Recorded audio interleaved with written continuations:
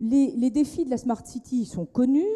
Notre monde fait face à une urbanisation croissante, à un vieillissement de la population, à un changement climatique, et nous avons affronté donc une transition écologique. Les villes représentent 75% des émissions de gaz à effet de serre et elles comptent 80% de la consommation énergétique.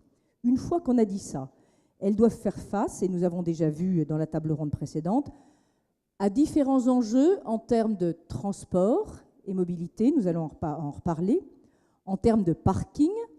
Frédéric Mazella nous en citait un nombre. Est-ce que vous savez qu'un Parisien passe une année de sa vie à chercher un parking?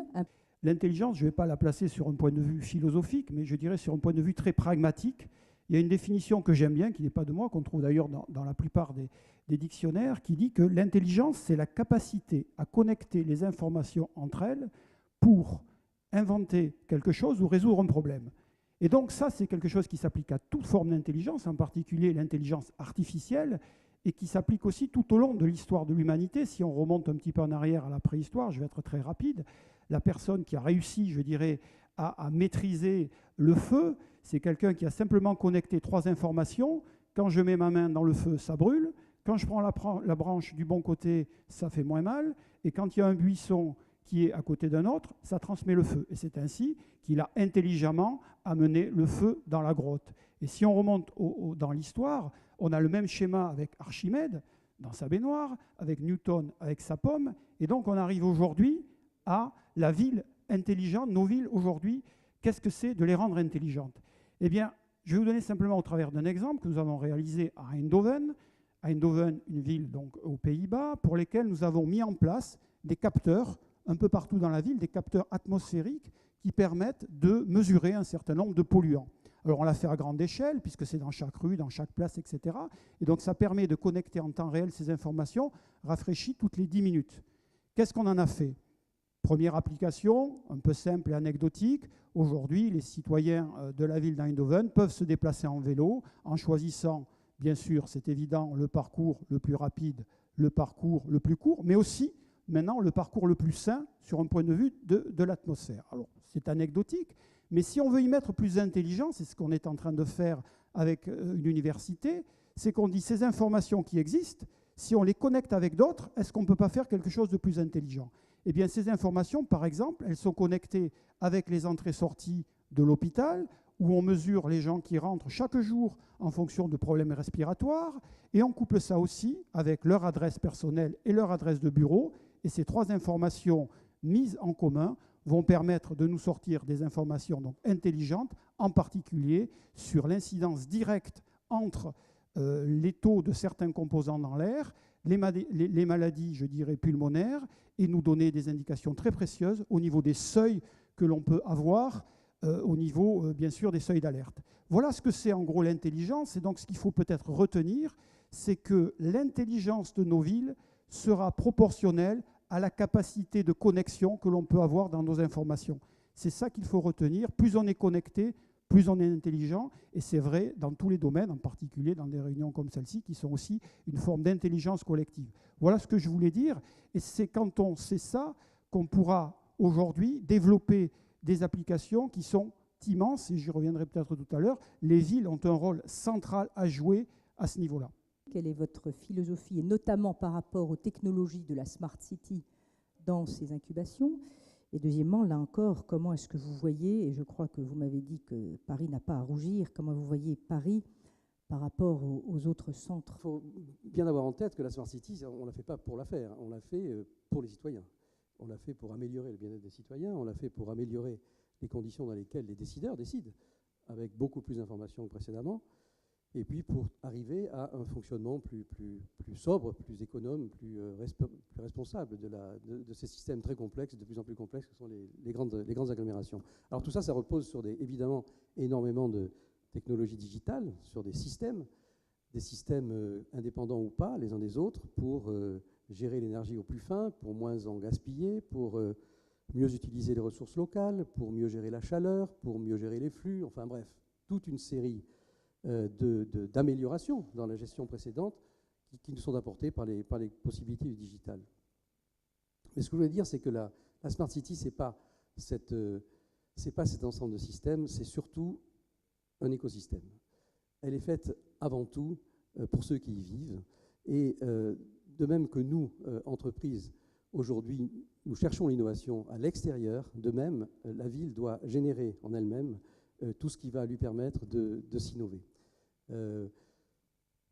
Le responsable politique dans la Smart City, paradoxalement, l'humain devient absolument crucial pour créer le climat, pour créer les conditions dans lesquelles pourront s'exprimer toute la créativité des habitants de la ville, des acteurs de la ville. Et je dois dire que l'exemple de Paris est tout à fait admirable en ce sens. C'est une politique délibérée qui n'a pas cherché à innover elle-même, mais à créer les conditions et à développer et à entretenir les conditions par lesquelles, aujourd'hui, des milliers et des milliers de start-up fonctionnent dans les différents incubateurs de la ville. Je pourrais revenir, si vous souhaitez, sur la façon dont nous travaillons avec ces incubateurs, mais l'essentiel, encore une fois, il y a certes tous ces systèmes digitaux qui nous permettent de bien mieux gérer qu'auparavant, mais c'est surtout la création d'un climat. La ville digitale, c'est un écosystème avant tout. En Europe, en moyenne, 15% des gens ont besoin de plus d'une heure pour faire un déplacement par semaine, qui est en général, pour la plupart des gens, le déplacement maison-travail. Plus de 60 minutes. Pour Paris et Londres, c'est presque le double. Donc, c'est comme vous l'avez dit dans votre introduction, les gens passent beaucoup de temps dans le transport, soit leur voiture, soit des autres moyens. Et quand on regarde et on demande quels sont les arguments qui peuvent augmenter l'utilisation du transport public, ben, les gens, rarement après, à part évidemment le coût, disent que c'est l'offre et le service qui est là, et rarement c'est le système billettique intégré. Donc, c'est-à-dire, c'est enlever la complexité des différents systèmes qui sont en place aujourd'hui pour se déplacer dans une région, dans une ville. La deuxième conclusion, c'est ce qu'on appelle engineering the customer et le customer experience. Et rarement par rapport au coût et l'environnement, qui sont deux éléments qui ont été dits en étant très importants, coût et environnement, ce qui est plus important pour les utilisateurs, c'est le confort et la vitesse.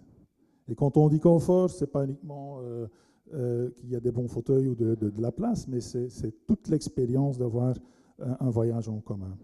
Le troisième point, c'est gérer le parking pour les villes. Et il faut savoir que 30% de la congestion qui se crée dans une ville est créée par des voitures qui sont en train de chercher une place de parking. Okay. Et finalement, le quatrième point, c'est le mobility as a service. Donc, je reviens sur le point. C'est que là, il faut intégrer toutes les données dans un système. Ça va augmenter la clarté. Les utilisateurs, ils veulent une clarté, une efficacité, une simplicité de connecter les données avec des applications intégrées et qui leur permet de faire ce qu'on appelle une seamless conduite dans une ville, dans une région. ABB propose un système de bus électrique qui est un peu original, puisqu'on le recharge à chaque arrêt en 15 secondes, au lieu de le recharger aux deux extrémités de la ligne. Ce qui a une conséquence intéressante, c'est qu'on embarque très peu de batterie. Alors, très peu de batterie, ça a deux avantages. La première, c'est que ça limite les problématiques de retraitement, parce que le retraitement des batteries est un problème important. Et le deuxième, c'est que ça permet d'avoir une capacité plus importante. Et donc, on arrive à des capacités qui sont celles de tramway, sur ces bus-là, avec des investissements au kilomètre qui sont notoirement inférieurs, parce que les infrastructures ne sont pas les mêmes. Alors, tout ça induit un certain nombre de nouveautés. Nouveautés dans l'infrastructure, nouveautés dans l'impact que ça peut avoir sur le réseau énergétique, nouveautés dans la coopération qu'on peut avoir entre le fournisseur de la chaîne de traction et le fournisseur du bus, qui fait qu'on avait besoin de démontrer ces solutions. Et donc, 4 acteurs se sont liés pour démontrer ces solutions. Les transports publics de Genève, l'Office de promotion de l'industrie et des technologies, les services industriels et ABB, pour faire un démonstrateur qui a fonctionné pendant 18 mois, et il n'avait pas vocation à rester. Mais pendant 18 mois, on a pu regarder comment fonctionnait ce système, on a démontré qu'il fonctionnait bien, et maintenant, on passe dans la phase un peu plus industrielle, où sur Genève et dans d'autres villes, d'ailleurs y compris en France, on discute le développement de telles solutions. Un dernier, puisqu'on est dans l'énergie renouvelable et la ville durable, un dernier clin d'œil qui est lié à ce projet. Il a été fait en sorte que l'énergie fournie pour cette ligne de bus soit essentiellement renouvelable. Et en fait, ils ont pavé le palais des expositions de Genève de panneaux solaires, et ils ont adjoint également une capacité de stockage d'énergie en complément. Donc, 2 exemples, et il me semble, et ça me paraît s'appliquer fortement au Grand Paris, qu'il y a trois grands types d'alliances qui sont nécessaires pour ce type d'expérimentation, 4 grands types possibles d'expérimentation. D'abord, des investissements privés et des subventions ou des investissements étatiques par rapport aux nouvelles technologies. Ensuite, par rapport à cette technologie elle-même, une collaboration pour les développer. Parce que je suis tout à fait d'accord avec ce qui a été dit. Personne n'a en son sein la capacité de le faire seul. Une capacité pour les développer. Ensuite, une capacité à joindre des solutions existantes de différents acteurs. Et c'est quelque chose sur lequel nous sommes extrêmement attachés en France. Et on a un certain nombre d'alliances avec des startups qui développent des solutions extrêmement innovantes, juste en parallèle de ce qu'on fait, et qui nous permettent d'avoir une offre qui est intéressante. Et puis la dernière chose qu'on ne voit peut-être pas beaucoup, ou en tout cas assez, c'est ces expérimentations, hein, avec un ensemble d'acteurs qui est prêt à investir ensemble pour expérimenter, pour faire un démonstrateur.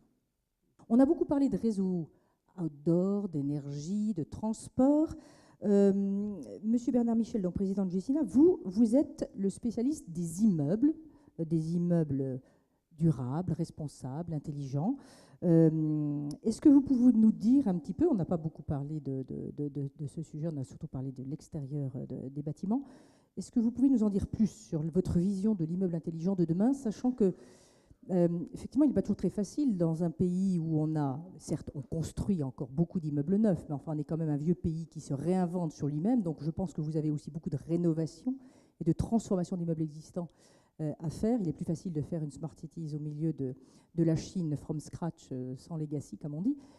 Quelle est votre vision de l'immeuble intelligent de demain ? Nous avons travaillé là-dessus, et je reviendrai sur la question de l'innovation, pour une raison simple, c'est qu'un leader, il a une responsabilité sociale d'entreprise, qu'il fait travailler sur les questions environnementales, qu'il fait travailler sur les questions sociétales. Et dans le bureau, on a d'abord travaillé sur la question du bâtiment durable. C'était, et c'est toujours la question des économies d'énergie. Il y a encore des choses à faire, mais on avance bien, et puis les technologies nous aident. Puis du bâtiment responsable, et là, on traitait de questions un peu plus complexes déjà, question de la biodiversité, du respect de l'environnement, la végétalisation des immeubles. C'était déjà un sacré progrès. Je veux dire, on n'y est pas encore. Il y a beaucoup de projets, il faut maintenant mettre en œuvre. Et puis, du bâtiment responsable, on est allé vers une idée de bâtiment intelligent. Alors là, c'est tous les éléments de connexion, le numérique, le digital, etc. Ça a été largement décrit. Et le dernier état de nos réflexions, c'est la question du bien-être dans ces bâtiments. La question de l'air, la question, au-delà des questions d'économie d'eau, d'énergie, la question de la qualité de l'air, la question de l'organisation des bureaux de manière à générer du bien-être, donc de la performance.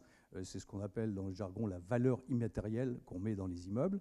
Et ça nous a conduit, là pour le coup, au niveau de sortir de la question de la construction du bâtiment, pour aller vers la question de l'usage de ce bâtiment. Et c'est là, à mon avis, où se trouvent, en termes de compétition, de modernisation et d'innovation, des champs très intéressants de réflexion. On voit ces innovations qui foisonnent, on voit le risque d'innover en silo, c'est-à-dire dans le secteur des transports, dans le secteur de l'énergie, dans le secteur de l'immobilier, dans un certain nombre de gestion des déchets, etc., d'une ville. Le rôle clé de la collectivité comme organisateur, mais pas seulement. J'aimerais, au-delà de ça, que vous nous disiez, pour susciter les innovations, les organiser, faire des démonstrateurs, réinventer Paris. Mais au-delà de ça, la nouvelle manière, comment est-ce que vous voyez le rôle nouveau de la collectivité dans ce monde un peu compliqué ? Parce que, comme je le disais tout à l'heure, la gouvernance d'une collectivité, elle aussi, le numérique va la bouleverser. Le citoyen acteur, le citoyen électeur, le citoyen financeur, avec le crowdfunding de services publics. Tous ces sujets-là, parlez-nous de réinventer Paris, parlez-vous des incubateurs, certes, mais au-delà de ça, comment est-ce que vous voyez le rôle votre rôle dans l'organisation de la collaboration indispensable de ces acteurs que nous allons voir, leur collaboration avec les startups et le rôle que vous avez à jouer. La ville intelligente, c'est l'intelligence collective de ses habitants. Et si on part de cette définition simple, on se rend compte que le rôle d'une ville, le rôle d'une municipalité, c'est de faire en sorte que cette intelligence collective fonctionne et devienne opérationnelle. C'est fondamentalement ça, la révolution politique et démocratique que nous devons être capables de piloter au cours des années qui viennent pour rentrer dans le 21e siècle. Et je pense que la ville, la métropole, c'est la bonne échelle pour commencer cela.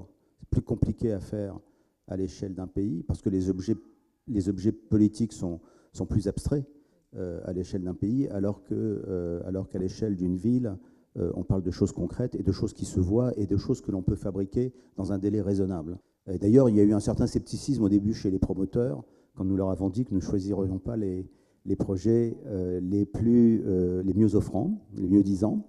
Mais je crois que le patron de Gecina peut témoigner que son projet était le mieux disant sur un des sites de Réinventer Paris et que malheureusement, je le regrette aussi, il n'a pas gagné, tout simplement parce que nous avons réussi à tenir notre engagement, c'est-à-dire à faire en sorte que le critère de sélection des projets soit clairement le critère d'innovation. Nous avons beaucoup travaillé sur une définition globale de l'innovation. Et ça répond aussi en partie à la question que vous posez, c'est-à-dire, vu du point de vue de la ville, il ne faut pas dire un immeuble doit être innovant dans le domaine de l'énergie.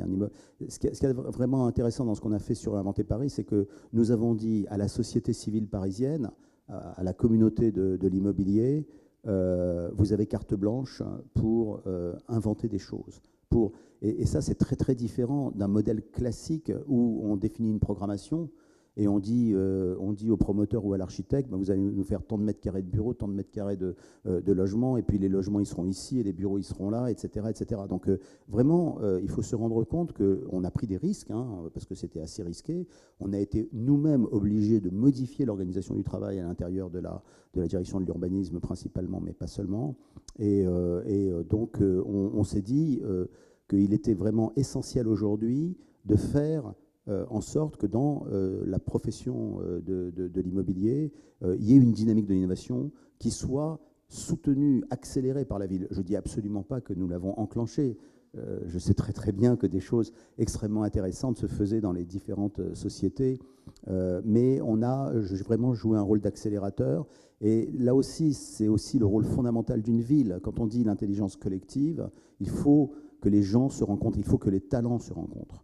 Ce qui s'est passé avec Réinventer Paris, mais ça se passe également quand nous faisons travailler ensemble les grands comptes et les startups, c'est que des gens qui n'avaient aucune raison de se croiser se sont croisés. Moi, j'ai présidé 18 des 23 jurys de Réinventer Paris. Ce qui était absolument fascinant dans les présentations orales, c'était à la fois l'énergie, le dynamisme, mais également le caractère parfois improbable des équipages et des équipes qui avaient été constituées.